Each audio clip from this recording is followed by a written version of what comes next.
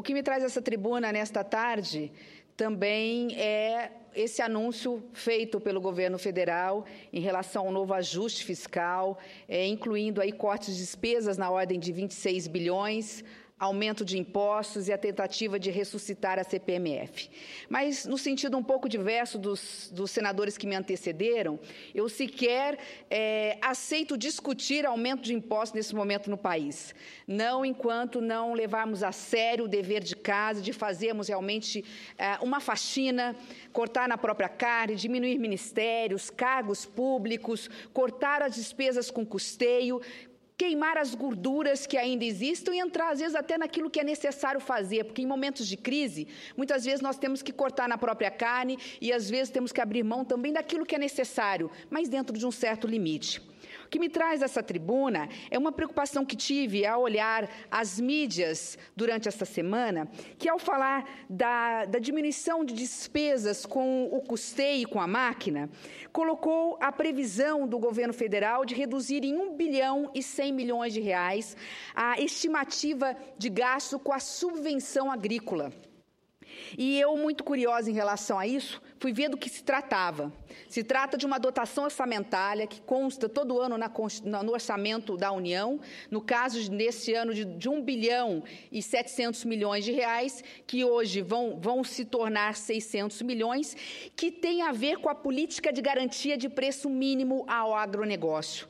Para aqueles que estão nos ouvindo pela Rádio Senado e nos assistindo pela TV Senado, essa política de garantia de preço mínimo é exatamente o que o nome diz. É a garantia que o agricultor tem de que, se seu produto, depois de muito labor, ele for colocado no mercado e ele não encontrar um preço mínimo que garanta a ele, pelo menos, que ele tenha o ressarcimento daquilo que ele gastou, com implemento agrícola, com semente, com maquinário, com pagamento de pessoal e tudo mais, o governo, através dessa política, tem dois caminhos.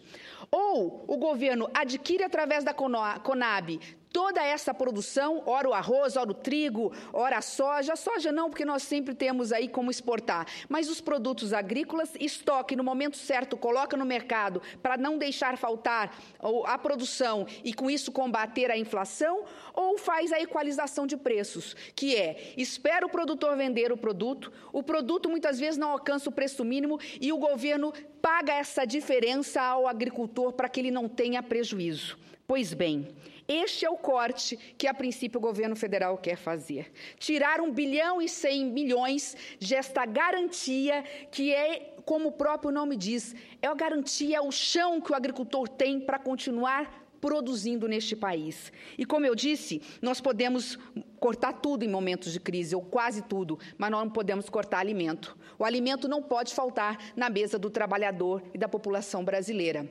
A humanidade não sobreviveria sem o campo. O Brasil depende do campo em todos os sentidos. Eu já darei uma parte ao senador Lazier assim que terminar o raciocínio.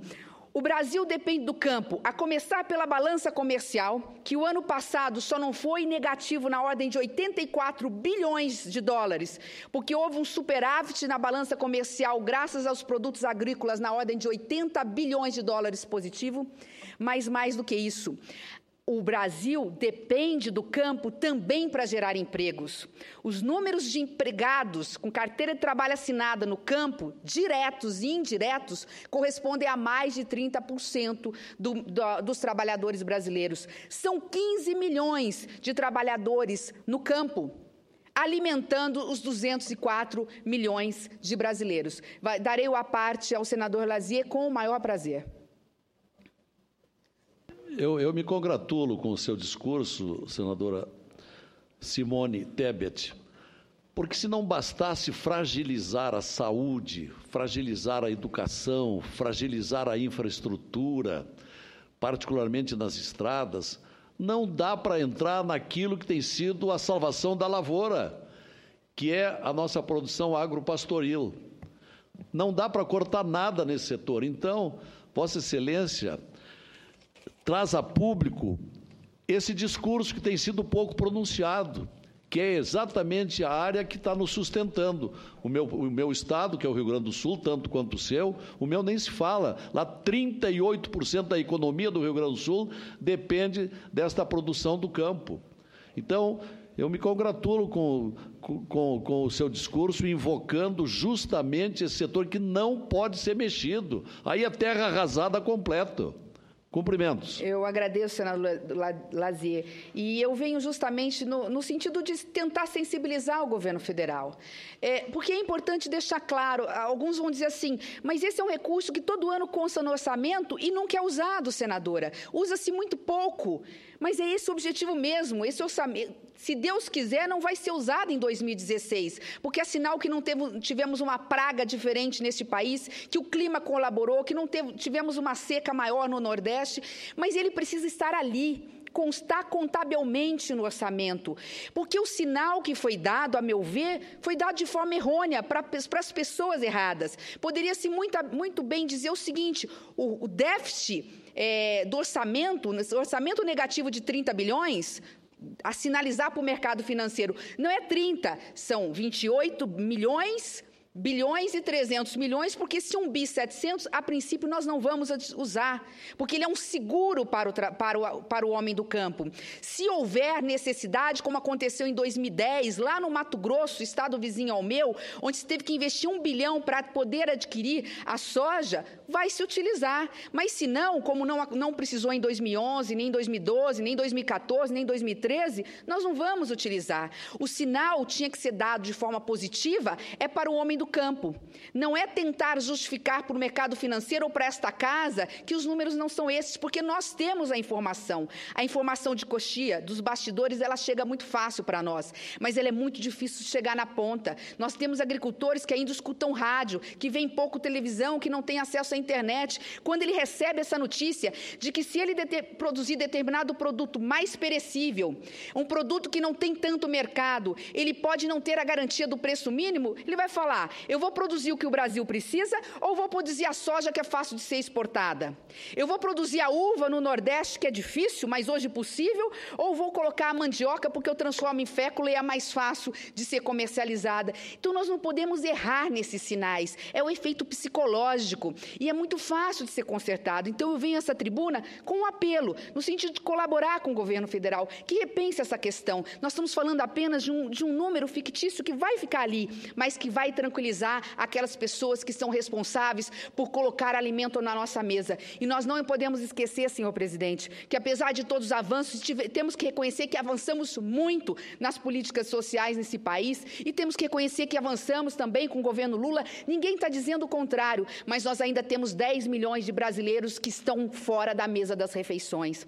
E nós não podemos permitir que produtos, por causa de questões como esta, subam de preço, como volta e meia acontece com o tomate, com a cebola, por conta, às vezes, de uma falta de comunicação. E eu vou dizer mais, acho que esse governo hoje reconhece a importância da agricultura, tanto que tem uma ministra lá, que é a nossa colega, a senadora Cátia Abreu, que é uma das mulheres que mais entende de agronegócio nesse país.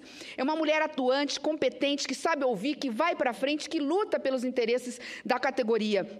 Mas nós precisamos dar os instrumentos e as ferramentas para que o Ministério da Agricultura continue indo no caminho certo, que é o caminho de incentivar a agricultura e também a pecuária neste país. Os números que nós temos em relação à agricultura no Brasil são dignos de serem reconhecidos no mundo, senhor presidente. A ONU tem estudos que nos próximos 10 anos o mundo vai precisar de 20% a mais de alimentos do que tem hoje. Mas, da mesma forma que ela aponta isso, ela mesmo mostra que a Europa só pode crescer 4% na sua produção. O único país que tem capacidade de produzir e alimentar o mundo, além do povo brasileiro, é o Brasil.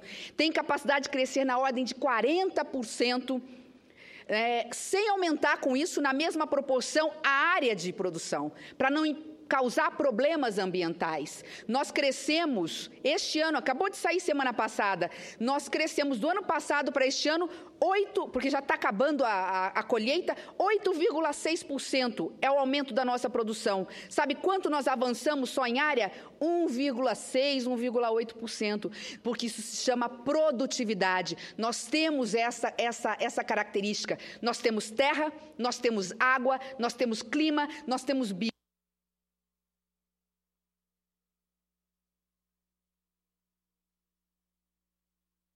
E aí eu digo, nós temos um governo que sim, olha o agronegócio como deve olhar, mas em determinados momentos dá uma derrapada como esta e nós não podemos admitir. É nesse sentido que eu clamo ao governo federal que reveja este corte, que não é um corte real. Vamos deixar lá um número no orçamento, porque nós poderemos sim a qualquer momento fazer aí emendas e complementar o orçamento, mas é a sensação para o homem do campo negativa que nós não podemos dar. É o efeito psicológico para o agricultor, que ele vai plantar o ano que vem. E aí eu encerro com essa colocação. O ano que vem, que está por vir, nós não sabemos como será para o homem do campo, porque não tem nenhuma atividade mais arriscada nesse país do que a agricultura.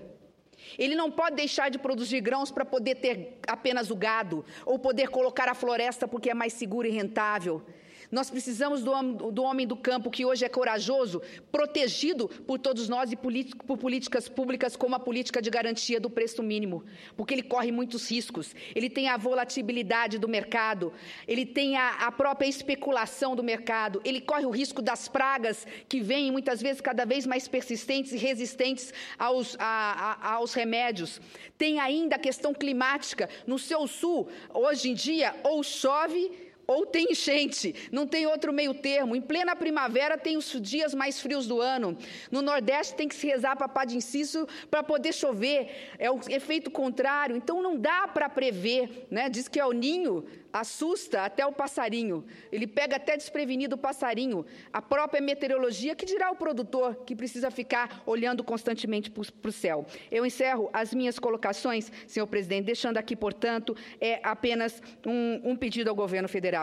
Que sim, sinalize ao mercado financeiro, isso é importante, mas em questões como essa, que não mexa naquilo que está certo. Eu vou aqui aproveitar a fala do senador Lazier para dizer, né, que a agricultura hoje é a salvação da lavoura e a salvação deste país. Não é um problema, e sim uma solução. E eu encerro dizendo que temos, novamente, temos terra, temos água, temos bioma, temos clima, temos gente, temos um governo que hoje olha pela agricultura com responsabilidade. Então é isso que nós queremos, que continue a fomentar, a desenvolver este país, a dar segurança, mas acima de tudo, ao invés de tirar, que garanta o chão do agricultor. Muito obrigada, senhor presidente.